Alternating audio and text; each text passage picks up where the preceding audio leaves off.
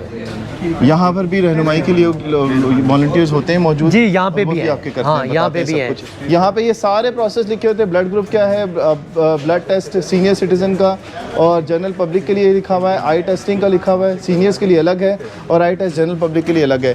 यानी सीनियर्स के लिए ज़रा बताएं रमज़ान भाई कि सीनियर्स के लिए आप लोगों ने क्या सहूलत रखी हुई है?